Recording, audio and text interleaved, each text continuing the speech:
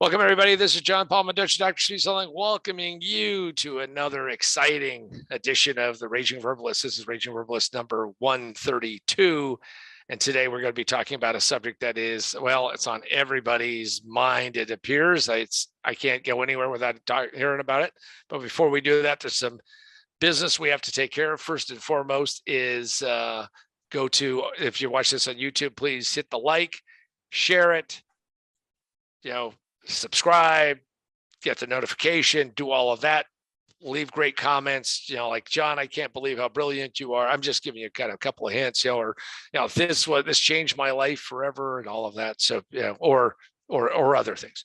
And then also there's a Facebook group for Position to Win book, because of course that is the book that I wrote. Actually, there's more to it than that. Now, I don't cover politics usually, but in this case, we're going to be drifting into a little bit of political intrigue today. But for the fact that you have somebody who's standing in for you, which is the lovely Sandra, and Sandra will be asking me the questions. She'll be posing those, which we think that you should be asking me if you were sitting there across the table, of course, with me sipping a cup of decaf. So without further ado, let's introduce the lovely Sandra. Sandra, how you doing? I'm all right. How are you doing today?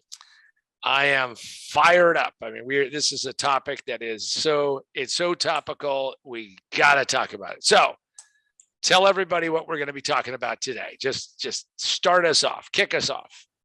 All right. We're talking about those high gas prices. So why are gas prices so high? I don't know why this is mystifying to the current administration and all of these, people who are on Capitol Hill who supposedly are getting paid to be really smart people. And they go, well, there's nothing we can do about it. And we don't know, we don't know why it's so high, other than, demonizing the oil industry, and there's a lot of blame to go around. I got it. The concept, and I know this is going to be advanced for some of you, tongue in cheek, is that it comes down to supply and demand. This planet runs on energy, and it doesn't matter where we get that energy until we don't have enough of it. And there are millions, tens of millions, haven't looked at the current number, but like 90 plus million barrels a day of oil that we're pumping out of the ground to run this place. And that's the way that goes. So if there's a supply and demand imbalance, prices go up when supply is restricted. Well, who's restricting the supply? Turns out the federal government has a lot to do with supply. In fact, if you remember, just a scant few months ago, not that, it was more than just a few months ago, oil actually went negative because they had so much of it they couldn't even find a place to store it. We now have a supply imbalance. Prices are going to keep going up. And unless they can get supply up, prices are going to keep going up there. And anybody who tells you that you can switch over to an alternative like that, well, I can tell you that they are dreaming. Now, we haven't hit shortages yet, but prices are just going through the roof. And that's why fundamentally we have a supply and demand imbalance. And that's what's going on. That's the bottom line of it. Now, we have more to talk about than just that, but that's the bottom line: supply and demand. All right. So with that, can you debunk some of the myths out there about why gas prices are so high? Now, my favorite one is anyone who thinks that someone is sitting in a hollowed out volcano, or, up on top of a mountain, or in some, place, and they have a big giant knob and they can control prices, and or the oil industry sets prices. Just understand that before crypto became supposedly the 24-hour a day, 7 days a week, always being traded, never shuts down, oil hit that, well, a long time ago. It hit that actually in the 1970s, when we didn't have an internet. We didn't have all of these things. And oil is traded all the time, 24 hours a day, 7 days a week. And the oil companies, do they affect the price of oil? Well, yes, they do. But what really affects it is much bigger global things that take place. The pandemic changed the whole supply demand problem, So one of the myths is that somebody is controlling the oil industry. I mean, the oil pricing, because if they could, they would raise the prices at will, which they can't. Why did it go negative? If they could control prices. So that's one of the myths. The second myth is that, all we have to do is find some alternative. It's not like we haven't been looking for an alternative since the 1970s. If you want to talk about an ecological disaster, for all of you who are so possessed, go look at Brazil, which during the 1970s oil shock started cutting down rainforests left and right to go and build ethanol plants because they were going to become energy independent through biofuels. You talk about misplaced. Well, that was pretty misplaced, but they did it, and they did alcohol production, and it was just, it's crazy. In fact, that's another one of those myths that was going to happen. So that's the second myth. The third one that I would share is that there is such a huge effect in the economy with oil and gasoline, and in particular diesel, is that very few people realize that anything that you pick up, anything that you do, I mean, as I look at my laptop, as I look at my cup that has coffee in it, everything has diesel in it, not literally diesel, but is affected by diesel. Here's a statistic, which is kind of crazy. 75% of all goods in the United States are delivered by truck. Now, I think it's probably higher than that, but that's the statistic, which means every single one of those trucks uses diesel. Diesel prices are at all-time high. Inflation goes up from there. All right. So what do you think are some of the big mistakes that have been made? Well, the biggest mistake is the new administration showing up and saying, we're going to flip the switch the other way. And we're going to say, okay, we're shutting down the Keystone Pipeline. We're shutting down drilling on federal lands. We're going to slow the permitting process. We're going to make it virtually impossible to get financing. Those are big mistakes. And not only are they big mistakes, but they have long-term repercussions. Who wants to see, and if you're out there right now, I can't see you because obviously this is a video, but raise your hand if you want to see your quality of life go down by 5, 10, 20, 30%. And that's the kind of path that we're headed on now, which is ridiculous. Self-inflicted wounds are really stupid. There are so many things that have been done just the wrong way. Now, does that mean that we shouldn't think about ways to change this mix and improve it?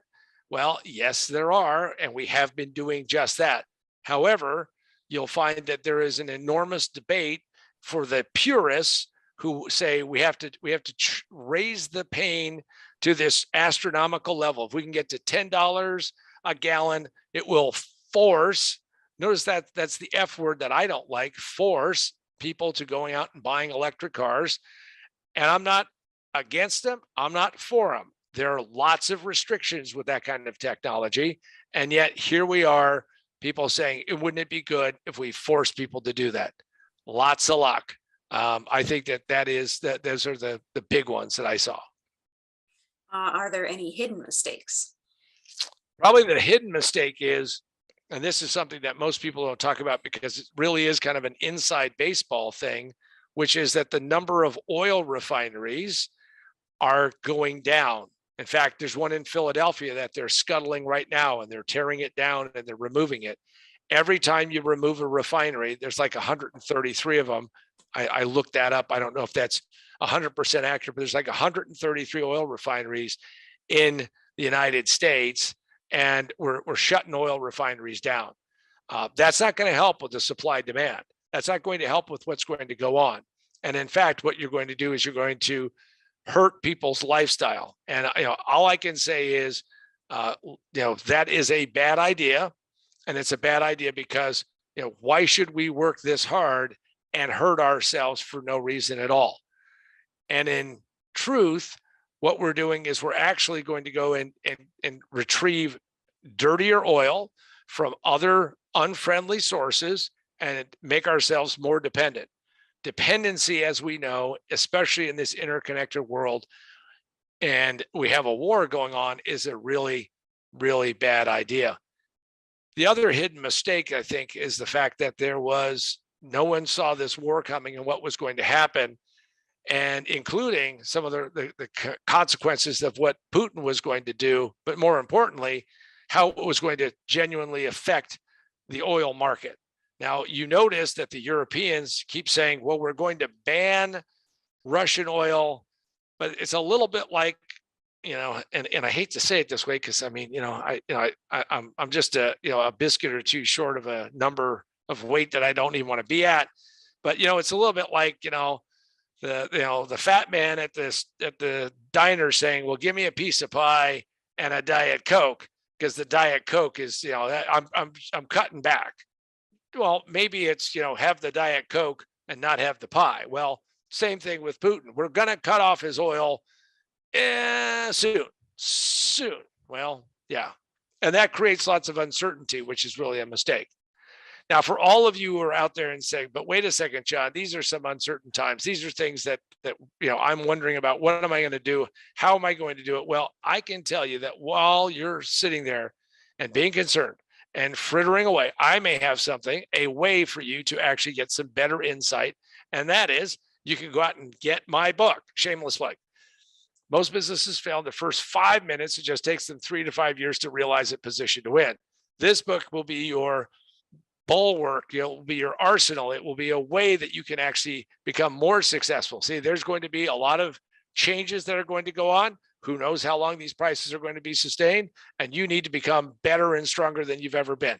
Go pick this up. You can get it at positiontowinbook.com, positiontowinbook.com. You can also get it at Barnes & Noble, Books A Million, Amazon. You can get physical copies of the book. You can also get ebooks. You can get a Kindle, a Nook, or an Apple iBook. Also, for all of you who want to find ways to work more effectively, more efficiently, pick up Remote Work for a Better World. We wrote it just as the pandemic was coming out. Still applicable today. Go out and do that, and you will, I think, be in better shape. Now, having said that, let's get back to this very hot topic. What's our next question, Sandra? Lay it on me. All right, so help our viewers out. What is the best way to track oil prices?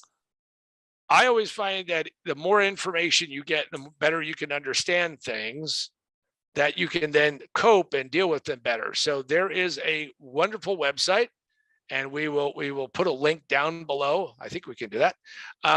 And what you can do is you can go to oilprice.com. That's oilprice.com. I don't get anything from these guys.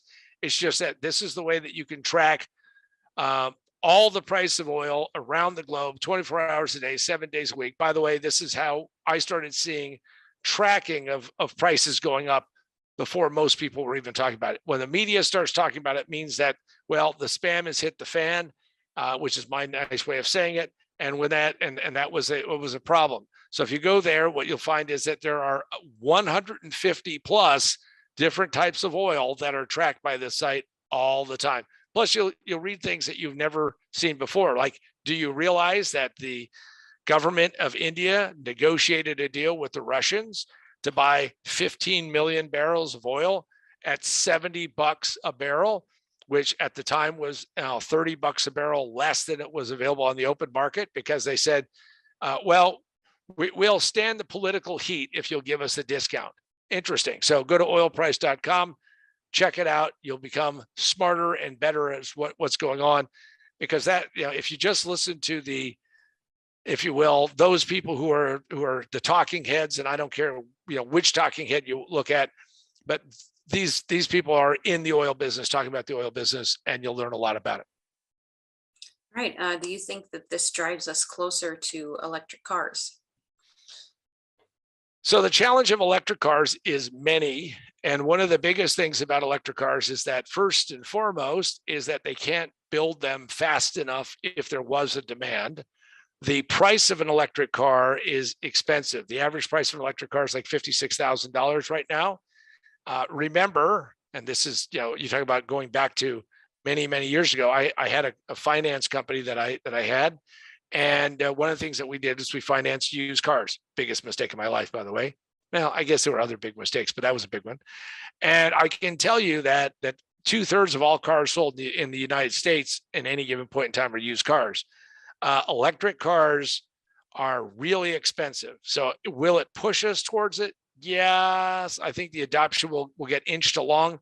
Government's got their foot on us right now, and I think it is a kind of a amazing push. Every person I know who's buying a new car today, I asked them the question, will you buy an electric car? And you know what? Everybody says, I'm considering it, but when they go out and they do it, they don't do it. The other challenge with electric cars right now is that electric cars have more technology, which you may say more technology is good. They have more technology in them than a conventional, internal combustion engine car, known as ICE versus BEV, right? ICE versus BEV. So that way you can get all the, why not have cool, acronyms? Well, the challenge is that we have a gigantic chip shortage. And by the way, this is not made up. This is a real problem globally. And since we have a chip shortage, it is slowing that progression of that. And so, yeah, I think it's going to shove some of us that way. But unless they can get that price close to parity, and no, I don't want to see more government subsidies do it, but I can tell you that it's going to be a challenge to do it. And I'm just going to ask Sandra this. So Sandra, is your next car going to be an electric car? Probably not. She's so diplomatic. Well, and of course, the best part about an electric car is that, and Sandra lives in a part of the world called Nebraska. And know for all of you who are not really geographically savvy, that is actually a state in the United States, and not some foreign land, but it gets a little bit cold, and batteries and cold, yikes. So, that becomes an issue. And the last thing you want to do is end up getting stuck on the side of the road with an electric car, because you're probably going to not make it because of that. So, all right. What's next? All right. Are we inevitably headed towards $10 a gallon? I think we are. I tweeted that, almost 2 months ago, that I thought by the end of the year, we're going to see $10 a gallon.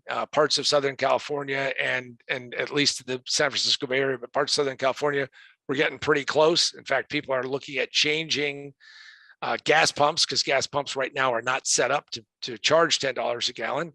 And by the way, anybody who's listening to this who is in Europe and says, well, but we've been paying this much, we don't need to race to stupidity, right? I don't want to see the taxes driven up so high that we're paying $10 a gallon, because see, I don't trust politicians and what they're going to do with my money, our money. I mean, it's just ridiculous. But I think we will inevitably hit $10 a gallon. And what that will do is there's a term in economics called demand destruction. So demand destruction will take place, which means that there will be fewer miles driven, and some of those things will take place. Right now, it hasn't, because this is really the first year that we're, quasi pandemic free, and people are just saying, to hell with it, I'm going to go and, I'm going to go drive here and drive there. But I can tell you that demand destruction will happen. It always does.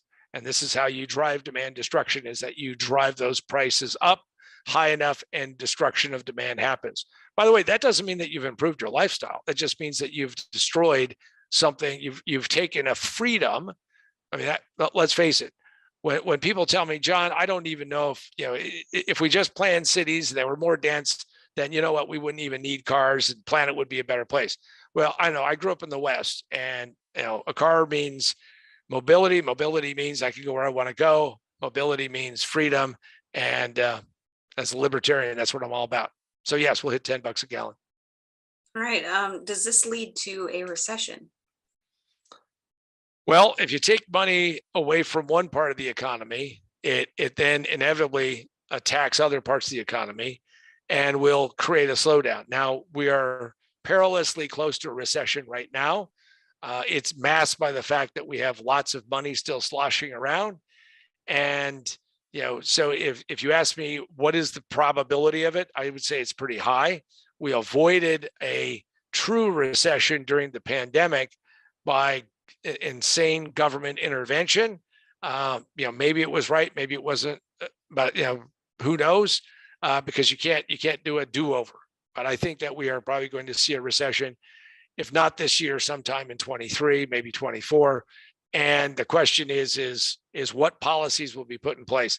If we can get something sensible and sane and get away from this puritanical, we're not going to ever use another hydrocarbon again, then, I think we have a chance of avoiding it being really severe.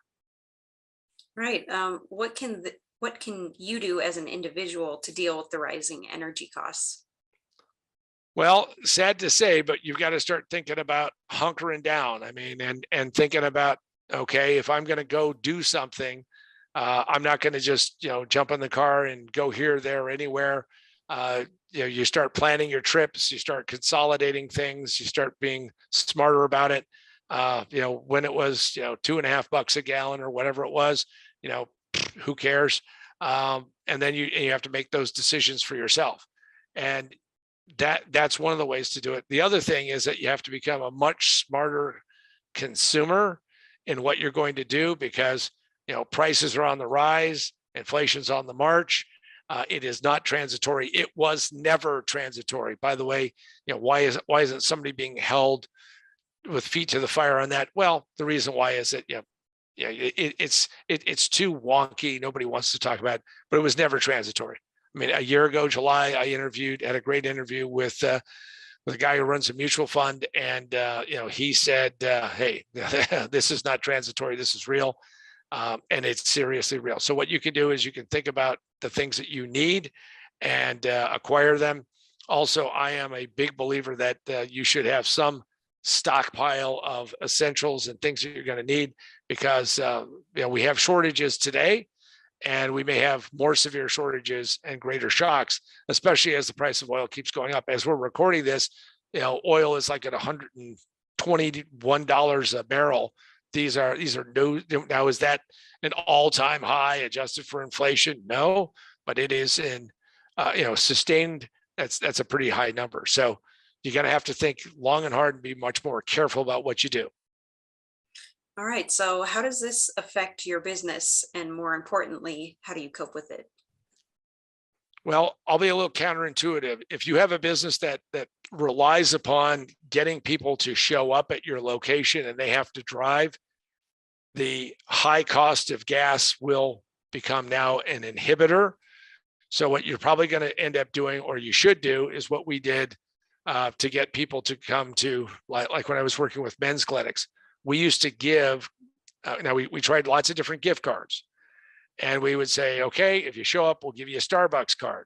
Yeah, okay, maybe that was okay. But the one that was really a killer, the one that really worked all the time, is that we would give people a gas credit card, even if it was something nominal like $10, which today would be a little over a gallon, maybe 2 gallons if you're another part of the country. But I would say that you're gonna have to think of how to incentivize people and how to take care of that. The second thing is that this whole sense that maybe remote work is overblown and we're not going to do it as much. I think that we have to see remote work 2.0, and where businesses do it better and organizations do it better, and actually employees and contractors and whoever you work with, they're going to have to figure out how to do it better. Maybe it sparks us, getting remote work 2.0 out as a title.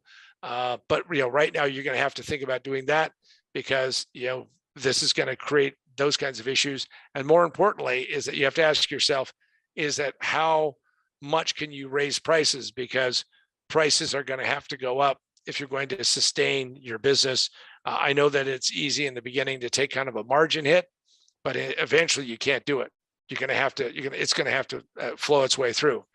And so you can do those things.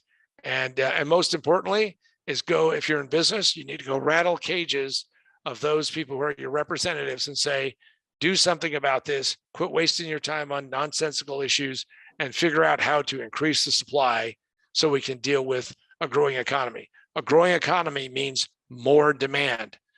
Demand destruction means less demand. Less demand, lower economy, leads to a recession. I'm going to tell you right now, we are in very uncharted waters as we look at the price of gas, the price of oil, and what's going on.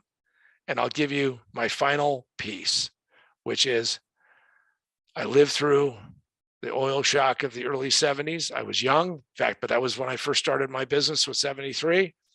And we saw what happened there, and there were shortages. 1979 saw lots of dislocation happen because of the oil shocks. People in LA on, fighting, about with this, in Vegas, they were running out of gas all the time. People were afraid to come there. Well, that was then, this is now. Today, it doesn't take years or months or even weeks. It takes days, hours, minutes, even seconds. Something happens somewhere in the world and the price of oil changes immediately.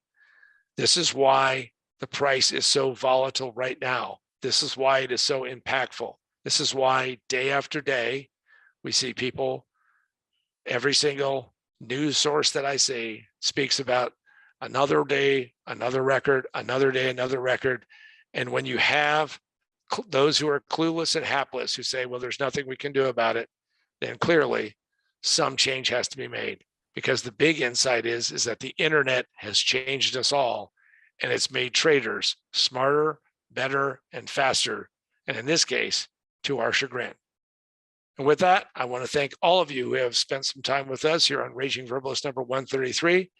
And for myself, John Paul Mendoza, Dr. Speed Selling, and the ever lovely Sandra, this is it. Go out there, make sure that you do the right things for yourself and your business and your family, and just expect to buckle up, because prices are going to continue to go up.